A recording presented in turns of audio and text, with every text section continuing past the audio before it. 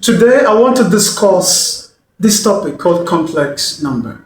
For those of you that are just gaining admission to university, your first year, this is the first topic you will ever treat. It's called complex number. It's a very simple topic if you understand it very well. So I'm going to explain this to you in my series, okay? You can check my playlist.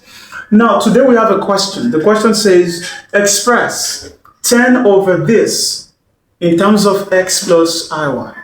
Now, let me give you a warning. This particular thing here is the standard structure. Let me get to that. This is the standard. I repeat. This is the standard structure that we use for all complex numbers. So anytime you see x plus iy, yes, it's the standard structure. Yeah, you will notice something here that this particular one here does not look like that. So what do? I have to make sure that this one looks like this. So what do? This becomes 10 over 3 plus 2i. Now it makes sense now because this is looking like this. Can you see? Okay, that's the first thing.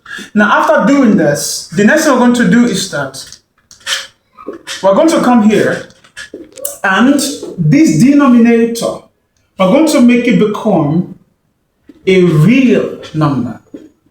Let me say it again. This denominator will make it what? A real number. Let me write it very well so you can see it. So we want to make the denominator a real number. Now the only way you can make this denominator a real number is this, watch. You will multiply it by its conjugate. Now the conjugate of this means that you write it back, but this sign will become opposite. So this will give you 3 minus what? 2y. So you can see that I wrote it back, but I just turned the middle sign to the opposite sign. So plus became opposite, minus. So now, what will I do? If I do this, this thing will become what? A real number. And that is the goal. Don't forget. Let me write it very well for you so you can see it. Now, you know in mathematics, it doesn't make sense if you write something down and you don't write it up. So it is good you write it like this. You know why? So that this and this can make more sense to us. And you know that in mathematics, if you cancel this, you get 1. And 1 times this gives us the question back. So logically, it is correct. So now, let me solve this. Let's multiply now, okay? So watch. From here, I have 10. What is 10 times 3? 30. What is 10 times 2i? That is 20i. I believe that part is clear to us. Now, what is 3 times 3? That will give you 9. What is 3 times minus 2i? Minus 6i. Okay. Now, let's come here. What is 2i times 3? That is plus 6i. And finally, what is plus 2i times minus 2i? Let's start it this way. Plus 2 times minus 2. That will give you what? Minus 4. Plus 2 times minus 2. What will give you? Minus 4. Then what is I times I? That will give you I squared.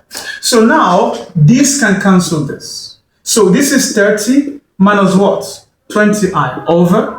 This is 9 minus 4. But guess what? According to the law, I squared is equal to minus 1. So this is something I want you to put in your textbooks or your notebooks. Don't forget your notebook, right? I squared is equal to what? Minus 1. So come here and turn I squared to what? Minus 1. So that means this one can turn.